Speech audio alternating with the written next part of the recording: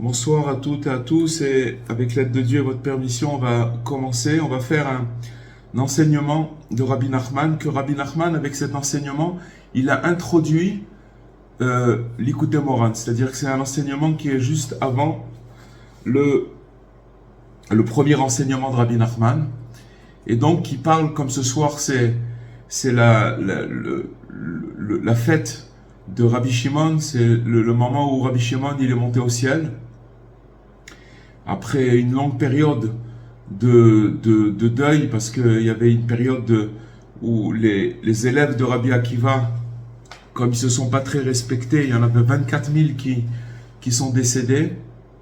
Et donc, ce soir-là, aujourd'hui, ce soir, on fête, et demain, toute la journée, c'est une grande lumière qui descend sur terre, puisqu'on sait que tous les grands tzadikim de cette envergure de Rabbi Shimon Bar Yochai, quand il arrive le jour de l'anniversaire de leur disparition, alors c'est un moment où ils vont s'élever encore plus, où ils vont monter encore plus haut pour pouvoir amener encore des solutions aux maladies de notre génération. Donc je vais traduire le texte et après on va développer, et justement ça parle. On avait parlé la dernière fois, M. Charbit, il avait parlé de la grandeur des noms des justes, et justement on va parler de ça de ce soir. Il y a beaucoup à parler, mais on va mettre l'accent sur le pouvoir des noms des justes. Et donc voilà. Alors, l'enseignement il commence par venez voir les merveilles de l'Éternel, le mystère de la grandeur du sage divin Rabbi Shimon Bar Yochai. Donc c'est un enseignement qui a trait à lui, à Rabbi Shimon Bar Yochai, que ce soir c'est son anniversaire de sa disparition. Donc Rabbi Shimon Bar Yochai, il nous a promis une chose, que grâce à lui, la Torah ne sera pas oubliée d'Israël. Elle ne va pas être oubliée. Parce que, alors, nos sages, ils nous enseignent que quand ils sont rentrés à Yavne, dans la yeshiva de Yavne, c'est une ville ici en Israël, alors ils ont déclaré, dans le futur, la Torah sera oubliée du peuple d'Israël. C'est-à-dire que les sages qui étaient très très très grands, ces sages qui ont parlé, ils avaient le pouvoir, pour se mettre dans le contexte, ils avaient le pouvoir de ressusciter une personne. C'est-à-dire que si une personne elle était morte, ils avaient le pouvoir de lui remettre l'âme dans son corps. Pourquoi? Parce que quand une personne, son âme elle quitte son corps, donc ça s'appelle la mort, alors il y a un chant qui sort de cette âme. Et ces sages-là, ils connaissaient ce chant-là, et ils avaient le pouvoir de faire un chant qui fasse revenir l'âme chez la personne, pour vous dire à quel point ils étaient grands.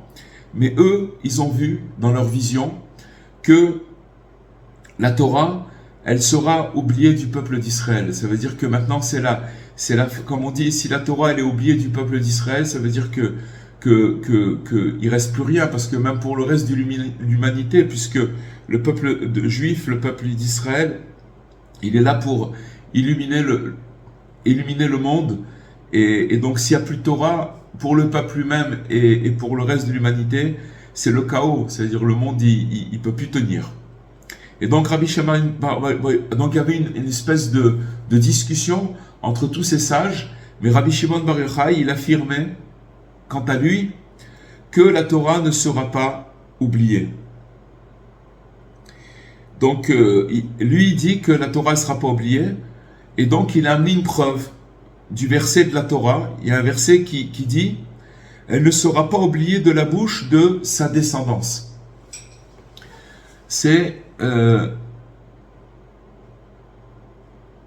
Donc elle ne sera pas oubliée de la bouche de sa descendance. Qu'est-ce que ça veut dire?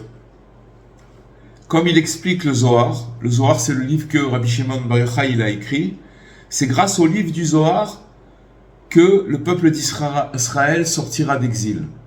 D'accord? Et donc maintenant il nous dit, Rabbi Nachman, regarde, viens donc maintenant voir et comprendre les merveilles cachées de notre Sainte Torah. Parce qu'en vérité, Rabbi Shimon Bar Yochai lui-même est écrit en allusion dans le verset. Ça veut dire quoi? Qui nous assure de la bouche de sa descendance. Dans le verset, il y a marqué de la bouche de sa descendance. Parce qu'en vérité, dans ce verset, lui-même est caché et allusionné ce secret. Ça veut dire que dans le verset lui-même, il y a le secret de la délivrance. C'est-à-dire, grâce à la descendance de Yochai, d'accord, Yochai c'était le papa de Rabbi Shimon. C'est pour ça qu'on l'appelle Rabbi Shimon Bar Yochai. Yochai c'était le père de Rabbi Shimon.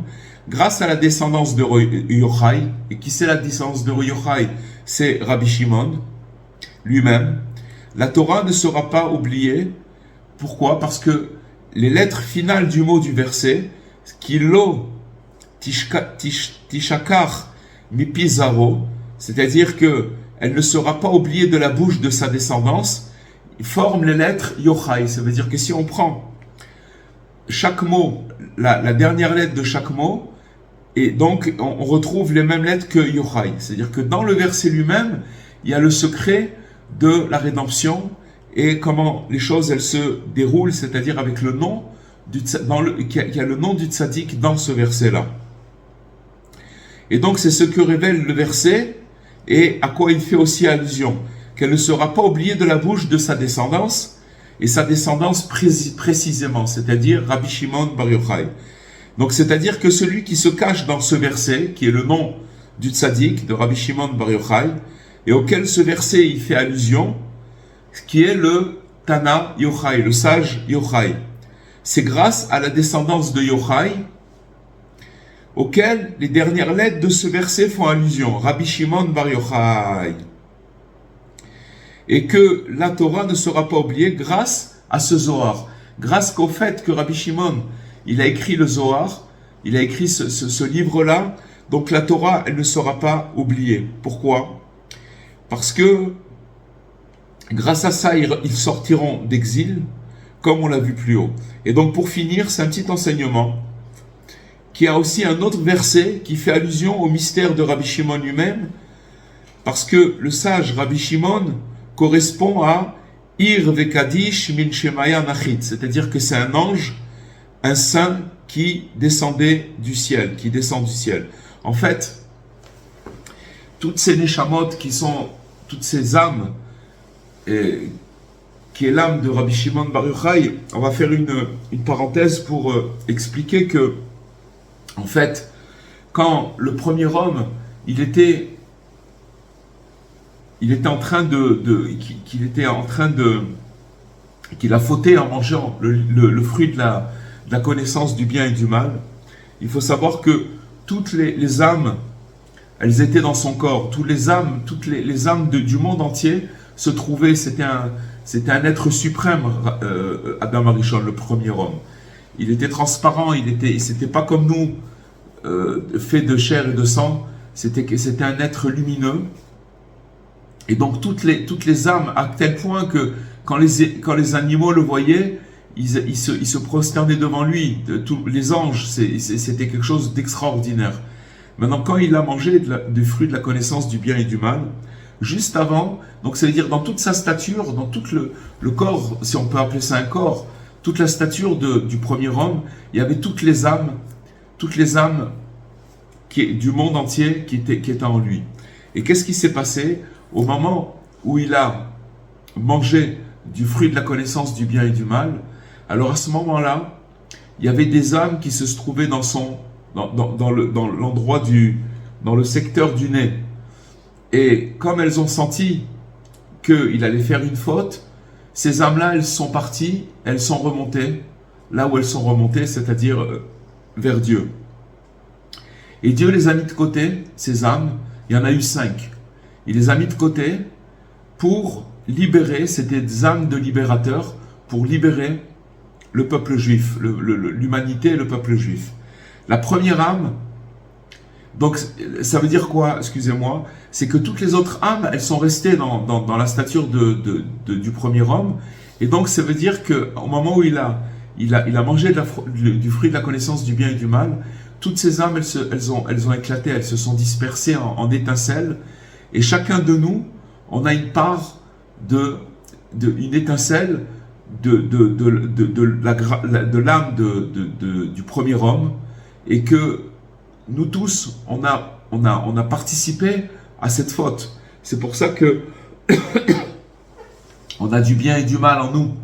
Mais ces âmes, ces 5 âmes-là, qui sont retournées et qui n'ont pas participé à la faute, Dieu il les a gardées pour pouvoir libérer le peuple juif et l'humanité. C'est-à-dire que, comme elles sont pas mélangées avec le bien et le mal, elles savent pas ce que c'est le mal. Donc si vous voulez, c'est des âmes qui sont complètement, elles n'ont pas goûté à ce monde-là, elles n'ont pas goûté du tout, et donc Dieu il les a mis de côté. La première âme, c'est l'âme de Moïse, de Moshe Rabbeinu, que Moshe, c'est le premier libérateur dans la mesure où il est venu, il a fait sortir le peuple d'Égypte. Et à chaque fois que, si vous voulez, les générations elles descendaient et que le monde il était en danger, parce que on perdait de la ferveur et que petit à petit le peuple il descendait et descendait, alors Dieu il était obligé après à chaque fois d'amener des nouveaux médicaments pour que les gens ils puissent garder, pour le monde puisse garder son identité, pour que le peuple juif il puisse garder son identité. Donc après Moshe Rabbeinu, il y a eu le Rabbi Shimon Bar Yochai. Qu'est-ce qu'il a fait Rabbi Shimon Bar Yochai? Il a pris la Torah et tous les côtés cachés de la Torah, il a commencé à les dévoiler. Il les a dévoilés d'une manière très très cachée, dans la mesure où ça se faisait même pas dans une grotte ou dans une maison. C'était des secrets qui étaient dits dans des vignes, dans les champs, parce qu'il y avait personne qui pouvait écouter ces secrets. Il y avait lui et quelques élèves, et le fait qu'il les ait dévoilés, ça commençait à amener une énergie dans le monde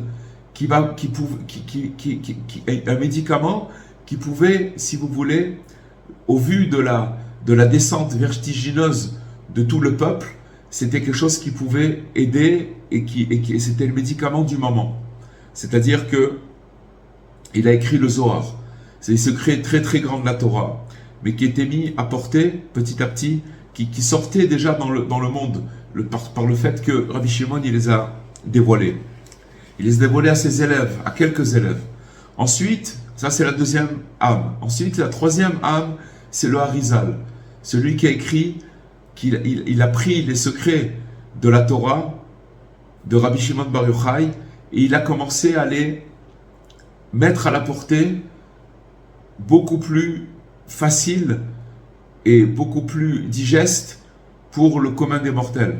C'est-à-dire que c'est des secrets qu'il a commencé à faire encore descendre plus bas, et il a commencé à les écrire, il y avait plus d'élèves, etc.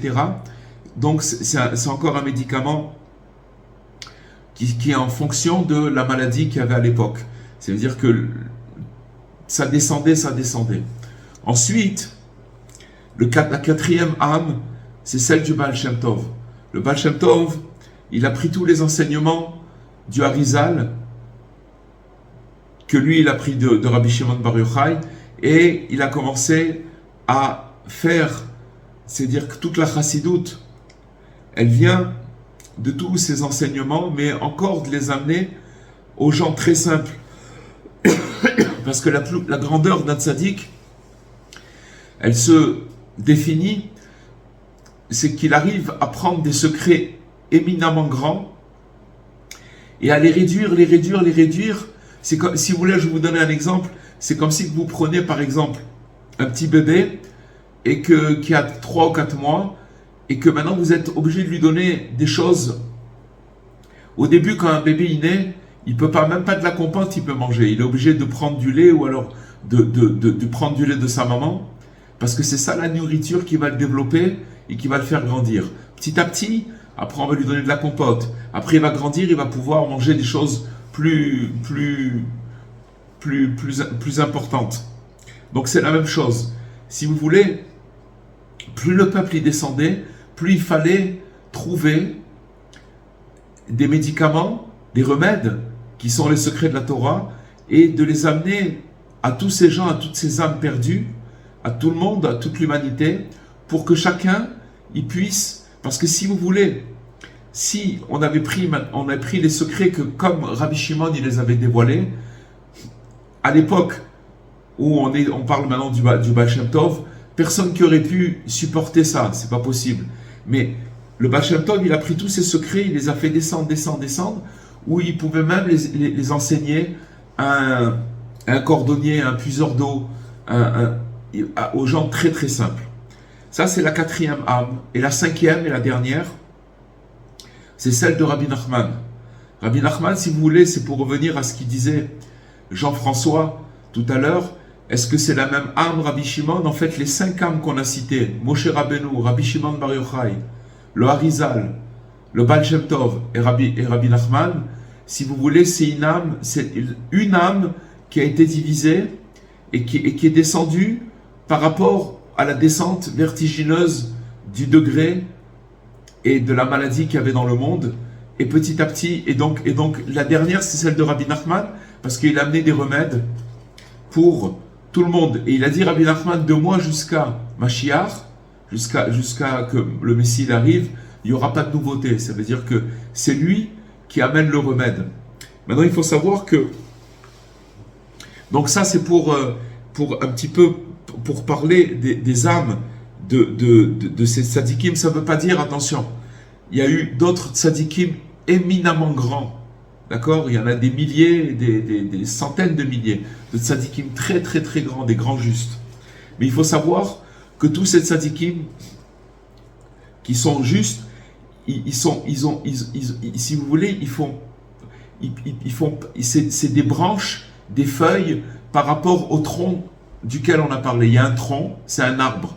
Il y a le tronc, où si vous voulez, toutes les branches et les feuilles, elles puissent de ce tronc-là. Et c'est des très très grands tzadikim, mais ça ne s'appelle pas le fondement du monde, dans la mesure où, si vous voulez, il y a les tzadikim qui sont le fondement du monde, et que de eux, tout découle. Après, il y a d'autres tzadikim, mais si vous voulez, la base, elle est ici. Donc, ça c'est une chose. Donc, Rabbi Nachman, il a dit, parce qu'en fait, ce qui s'est passé, c'est que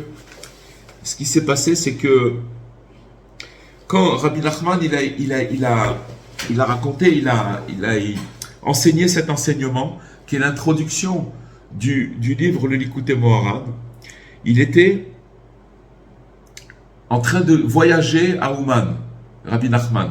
Donc, s'il était en train de voyager à Ouman, je pense que c'est devait être, comme il est arrivé à Ouman 1 an et demi avant de quitter ce monde, donc ça devait être vers la fin de sa vie.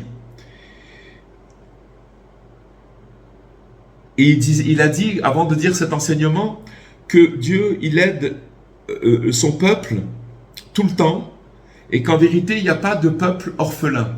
Il n'y a pas de génération orpheline, pardon.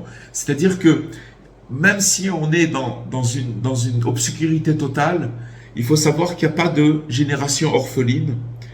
Et comme il a dit Rabbi Shimon Bar Yochai, c'est Rabbi Nachman qui parle, qu'il y avait des sages à l'époque qui ont dit que la Torah, elle va être oubliée de son peuple.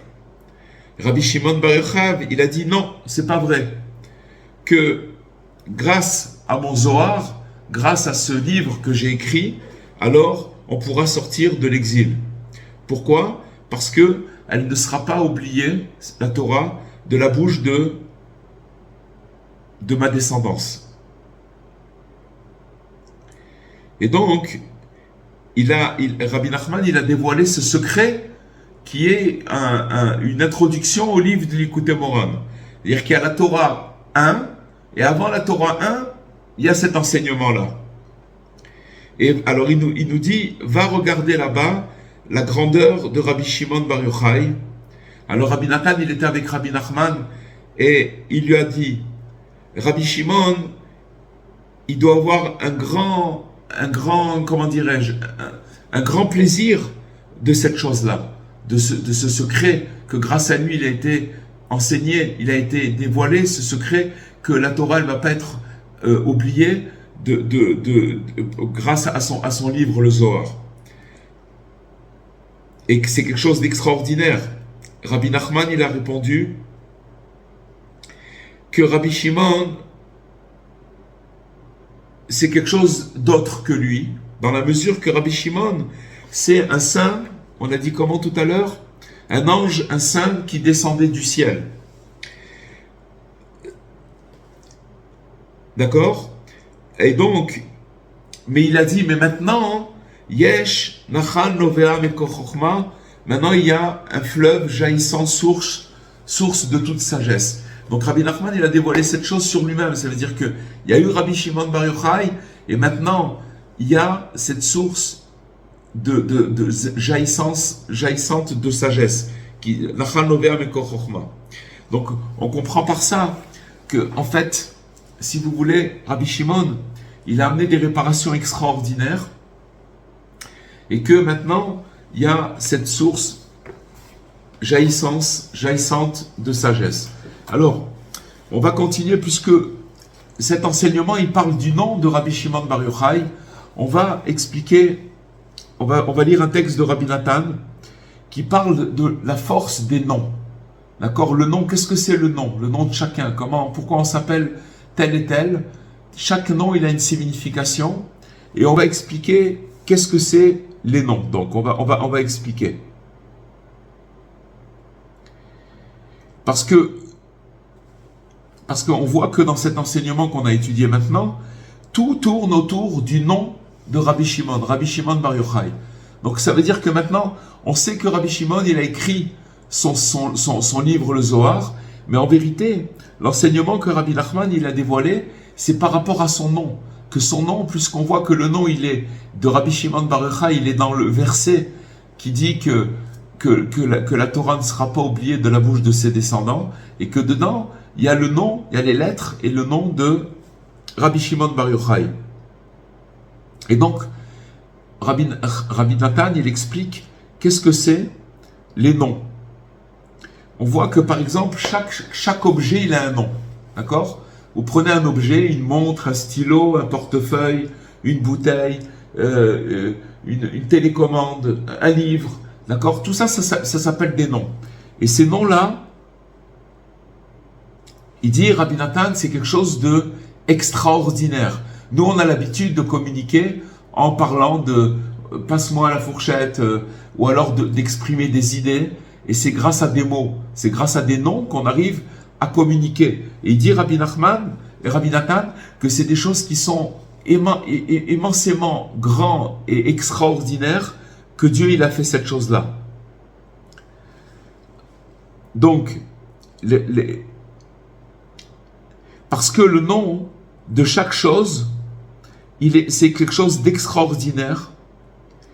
Et il dit que celui qui a un petit peu d'intelligence, de cervelle dans sa tête, alors il peut voir à travers le fait qu'il existe des noms, des choses extraordinaires.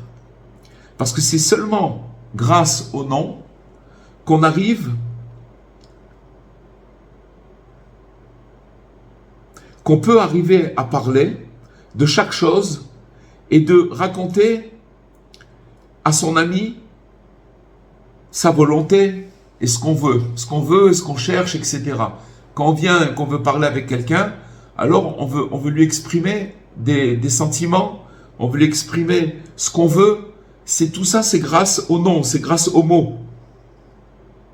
On peut faire du commerce parce qu'on arrive à se comprendre, d'acheter et de vendre et de faire tout ça. Tout ça, c'est grâce au fait qu'il y a des noms, qu'il y a des mots qu'on assemble et qu'on peut s'exprimer par rapport à ça. Parce que s'il n'y avait pas cette chose-là, s'il n'y avait pas de nom sur chaque chose dont on parle, alors on serait tous comme des muets et comme des sourds. On ne pourrait pas communiquer, ce ne serait pas possible. On ne se comprend pas. Quand les juifs, pas les juifs, excusez-moi, quand les peuples, il y avait un seul peuple, c'était un peuple qui voulait faire, les gens qui voulaient se révolter contre Dieu, et ils ont fait la tour de Babel. D'accord? Babel, ça veut dire la confusion. Bilboul, confus. C'est quoi cette tour de Babel? C'est qu'en vérité, ils ont dit on va faire une tour, on va la construire, et on va arriver chez Dieu, on va l'attaquer. C'est-à-dire qu'on veut pas, on a la force de pouvoir s'en sortir tout seul, on n'a pas besoin de Dieu. Et ils ont commencé à travailler, à travailler pour faire monter cette tour. Tout le monde travaillait, et il y avait à l'époque une seule langue. Donc ils se comprenaient. Et à un moment, qu'est-ce qu'il a fait Dieu? Il aurait pu souffler dessus et les faire disparaître tous. Non, il n'a pas fait ça. Qu'est-ce qu'il a fait Dieu? Il a commencé à leur mettre de la confusion. Et c'est-à-dire que quand quelqu'un il disait à son copain « Donne-moi la pelle », il lui donnait une fourchette.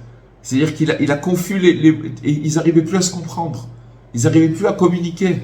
Et le fait qu'ils n'arrivaient plus à communiquer, ils ont commencé à se taper dessus. Parce que un, ils ne comprenaient pas l'autre. Et ça commençait à faire des guerres.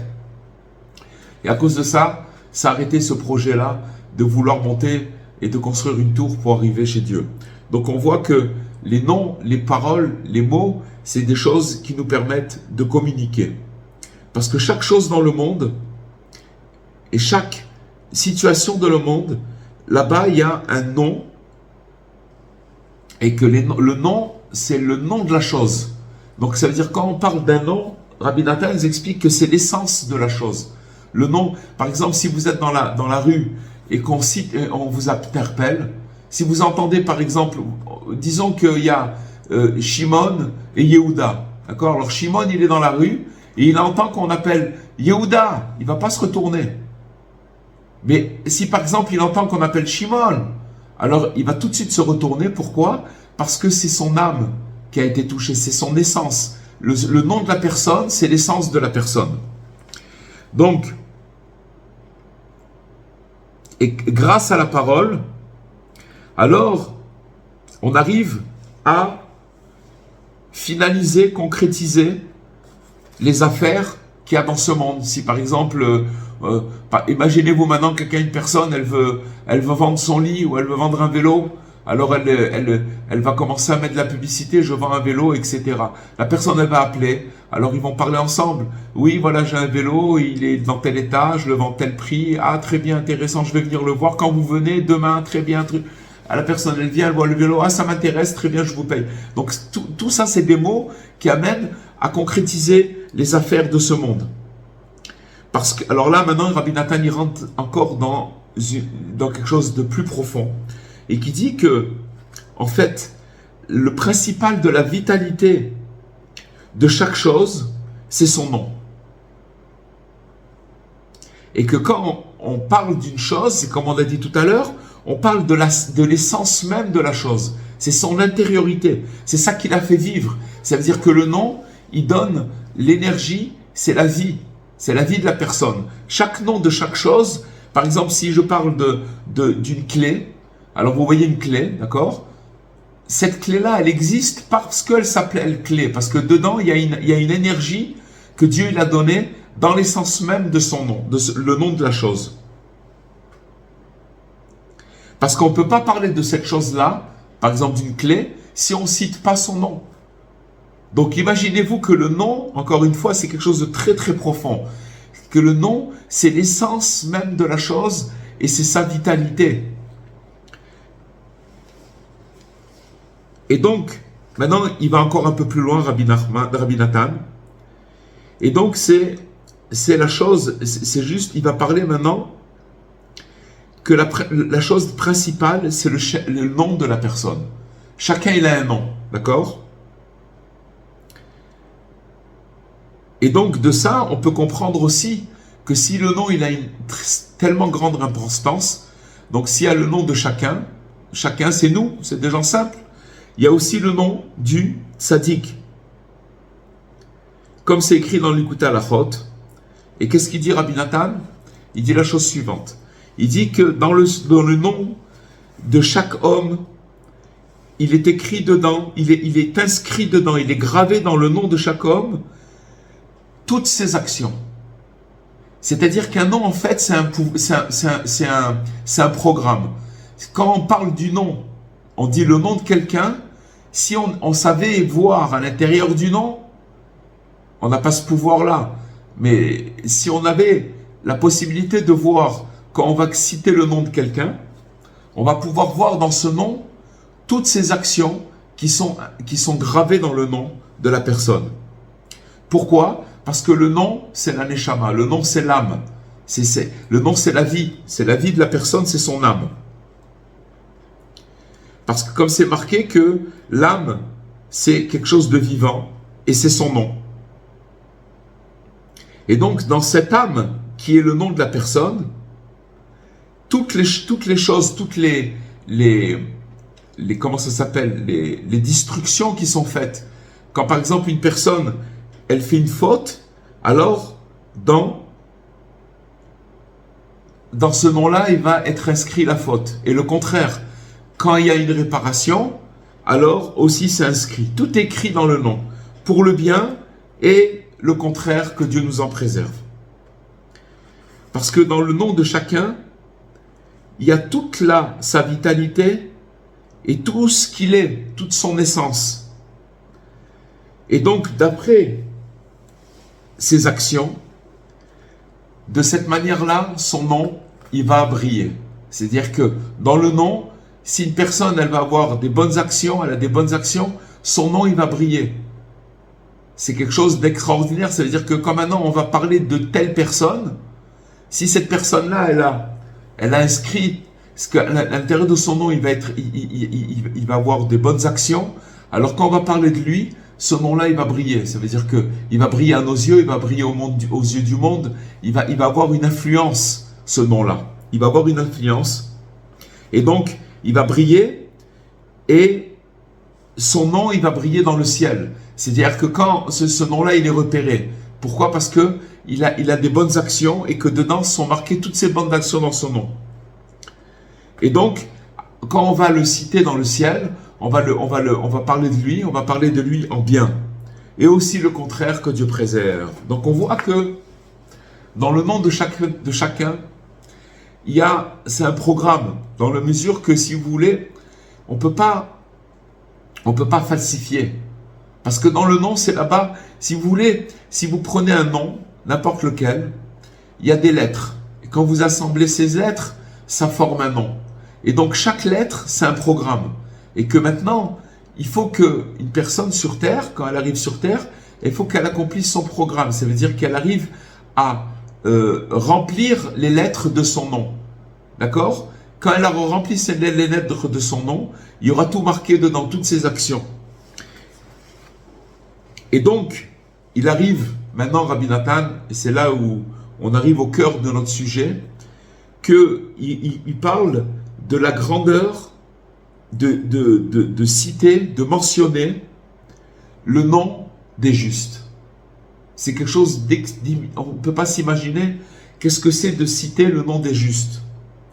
Parce que dans le nom saint de tel ou tel juste, d'accord, quand on va citer tel nom d'un juste, etc., dedans, il y a toute son essence, l'essence du tzaddik, il y a toute sa sagesse, toute sa connaissance, toutes ses actions, ses bonnes actions, et toutes ses grandeurs, tous les degrés dans lesquels il est. C'est-à-dire que quand vous allez prononcer le nom d'un tzaddik, vous allez éveiller toute sa vie à lui, tout ce qu'il a fait, toutes ses actions, toute sa grandeur, toute sa Torah.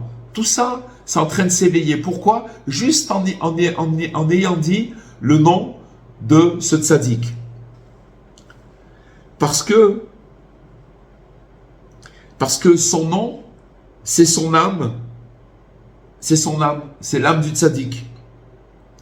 Et donc, quand on va commencer à citer, à prononcer le nom du tzaddik, on va attirer sur nous toute sa sainteté et tout son mérite. Vous vous rendez compte ce que ça veut dire? C'est quelque chose d'extraordinaire. Entre parenthèses, c'est surtout chez les Marocains. Chez les Juifs qui ont vécu au Maroc, ils avaient une tellement grande foi dans les justes. D'ailleurs, au Maroc, il y a des milliers de tombeaux de justes. Et jusqu'à aujourd'hui, il y a des pèlerinages de tombeaux de justes. Il y en a des multitudes, il y en a plein. Et donc, eux, si vous voulez, si vous prenez ces gens de la génération d'il y a peut-être 50, 60, 70 ans, quand une personne elle avait un problème, un danger, ou elle avait besoin d'une solution, elle invoquait les tzadikim. Par exemple, Rabbi Meir Balanes, il y avait un danger, et il croyait tellement à ce qu'il dit Rabbi Nathan maintenant, il croyait tellement à cette chose-là, que le tzadik il venait tout de suite, parce qu'ils étaient en danger, ils étaient en difficulté, et ils disaient Rabbi Shimon Bar Yochai, Rabbi Meir Balanes, et ils mettaient toute leur foi dans ce nom-là, et ils voyaient des miracles. Donc en vérité, il faut savoir que le nom du tzaddik, de tel ou tel tzaddik, elle a la force d'attirer à nous sa sainteté et son mérite. C'est-à-dire que maintenant, et ça c'est tout le monde peut le faire, tout le monde peut faire, tout le monde peut dire le nom des justes. Et donc, grâce à ça, afin de mentionner et d'attirer sa sainteté et son mérite, grâce à ça, on a le mérite, même nous, qui sommes très loin, de recevoir de la sainteté et de la purification et de revenir vers Dieu. Vous vous rendez compte ce que ça veut dire? Vous vous rendez compte ce que ça veut dire? C'est-à-dire que maintenant, que quand on va citer, mentionner le nom d'un tzaddik, alors c'est une protection. Vous savez, quand il y a eu à l'époque, dans les années 90, il y a eu Saddam Hussein qui envoyait des bombes, des missiles en Israël. Et donc, il y a eu des grands miracles. Mais il y a un endroit où ils ne sont pas tombés du tout. C'est à Bnei Brak.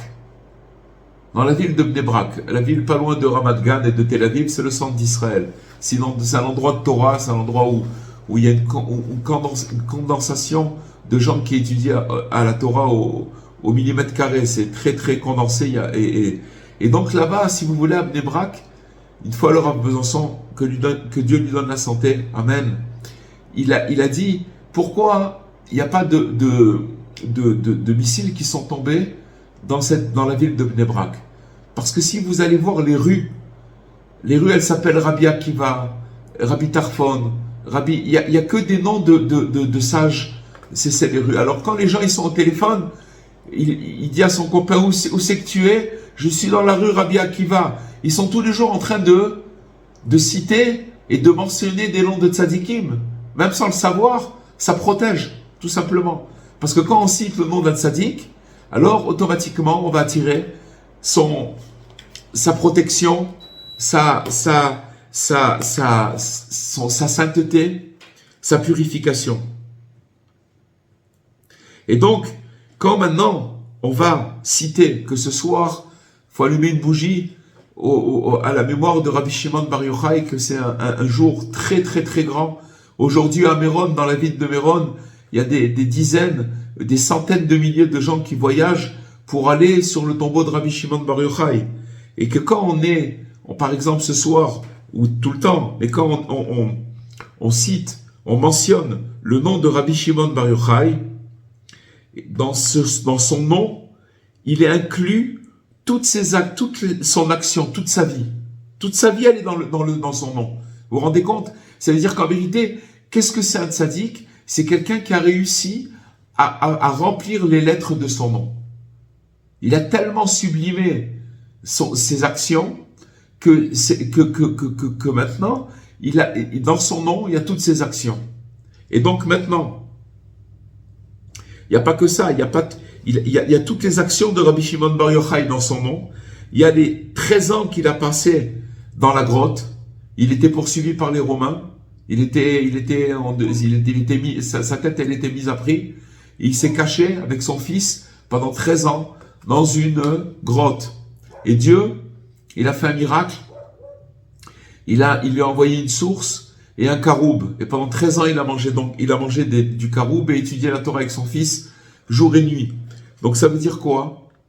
Ça veut dire que dans le nom de Rabbi Shimon, il y a tous ses mérites, toute sa vie, toutes ses actions, ses bonnes actions, les 13 ans qu'il a passé dans la grotte et qu'il a écrit le livre du Zohar. Et toutes les actions dont on parle de lui. Il est dans le Talmud, il est cité dans le Talmud. Tout ça est inclus dans son nom saint, Rabbi Shimon Bar Yochai. et aussi, bien entendu, dans tout le reste des noms des tzadikim. Donc les amis, c'est quelque chose de éminemment grand. Rabbi Nathan, il dit dans un autre endroit que quand on cite le nom d'un tzadik, quand on dit le nom d'un tzadik, qu'est-ce qui va se passer? On va commencer à attirer sur nous sa sainteté, sa purification, toutes ses bonnes actions. Et il nous dit, Rabbi Nathan, que quand on cite le nom d'un tzaddik, le tzaddik qui vient, il commence à prendre la personne, à prendre son âme et à la protéger comme une maman, elle prend son bébé et qu'elle le garde dans ses bras. Un bébé qui est dans les bras de sa maman, il est dans une sécurité totale. Il n'a aucun problème. Tout va bien. Il est dans le meilleur des mondes. S'il pouvait rester comme ça toute la vie, ça aurait été super. D'accord? Donc c'est la même chose. Quand on va citer le nom d'un juste, on va attirer vers nous sa sainteté, toutes ses bonnes actions. Et donc, on va recevoir une énergie qui va nous purifier et qui va nous aider à revenir vers Dieu. Maintenant, pour terminer, plus que Nachman, qui est le nom de Rabbeinu, de Rabbi Nachman, Nachman, il veut dire consolateur. C'est-à-dire que maintenant, quand on va citer le nom de Rabbi Nachman, comme Rabbi Israël, il l'a reçu dans sa lettre que Rabbi Nachman lui a envoyée, Nachman Meuman, c'est-à-dire que c'est un nom simple, c'est une lettre, 2 lettres, 3 lettres, 4 lettres. D'accord? Nachman Meuman. Ça a le pouvoir fabuleux de régénérer, de guérir, de fortifier, de réjouir, de changer une personne qui est dans un endroit le pire qui existe, dans sa tête, dans la situation de sa vie, et de le remonter et de lui donner du courage de recommencer. Allez, repars. C'est ça la force. Comme Rabbi Nachman, c'est le maître de la consolation. Donc c'est, et Rabbi Nathan, il dit, où c'est marqué, une seconde, Rabbi Nathan, il dit que, comme on a dit maintenant, c'est marqué dans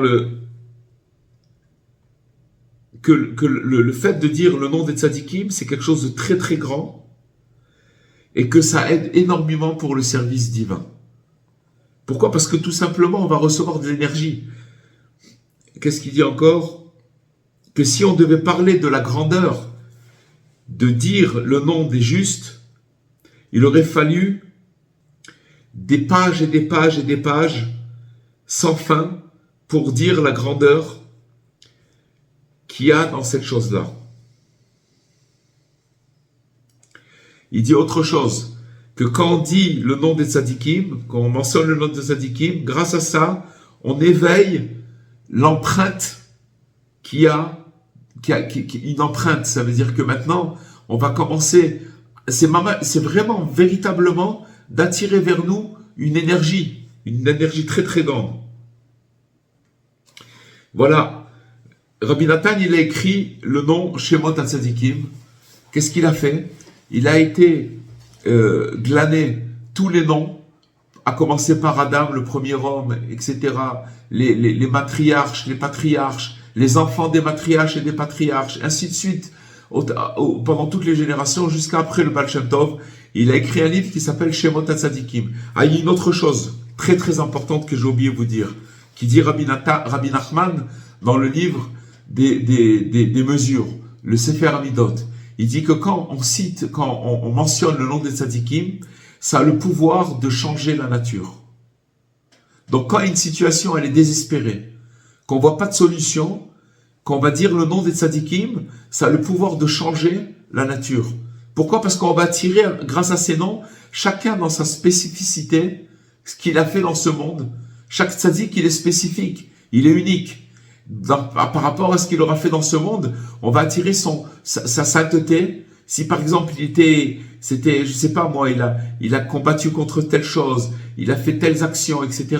On va retrouver dans son nom ces actions et on va recevoir une empreinte de cette action, de toutes ces actions, de tous les bienfaits qu'il a fait dans ce monde. Et à ce moment-là, on a le pouvoir de changer la nature. Changer la nature, ça veut dire quand la mer elle s'est ouverte devant le peuple et qu'elle les a passés, elle les a laissés passer, ça s'appelle un changement de nature. Il y en a plein d'autres, mais c'est une chose qu'on peut vraiment, dans les situations les plus désespérées, changer complètement la nature. Voilà les amis, on pourrait parler beaucoup encore, mais c'est ce qu'on aura pu dire ce soir sur la force et le pouvoir de dire le nom des justes. Et ça, c'est une question, c'est une chose, les amis, qui est à la portée de tout le monde. Ça veut dire, on peut pas, il n'y a pas besoin d'être un sage, il n'y a pas besoin d'être un érudit. Et je veux vous dire, plus on est simple, si vous prenez les grands-mères du Maroc ou d'ailleurs, qui connaissaient ce secret-là, toute la journée, elles mentionnaient le nom des tzadikim. Elles savaient et elles étaient toujours entourées de sainteté, de protection, c'est comme une nuée de gloire qui nous entoure.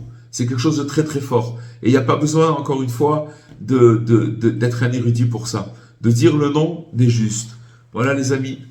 Bezrat Hashem, si vous avez des questions. Un très bon cours, là. Très bon. Ben, c'est un cours, si vous voulez, c'est ce qu'on a étudié ce soir, ce qu'on a étudié de Rabbi Nathan, c'est tellement simple et à la portée, à notre portée. Tous les jours, il faut dire quelques noms de tzadikim, il faut les dire, ou même de répéter Nachman, Moman, Rabbi Shimon Bar Yochai. On attire leur sainteté, c'est extraordinaire. Alors, j'ai écouté un coup du Rabbi Frau la semaine dernière. Donc, il disait que, justement, il fallait dire les noms des tzadikim à Hatzon Laïla aussi. Ouais. Et allumer une bougie. Ouais. Et leur parler, voilà. Donc, c'est ce que je fais pendant une semaine et demie, là. Eh ben voilà, au Hashem. Voilà. C'est sûr, pourquoi à un moment de Chatzot?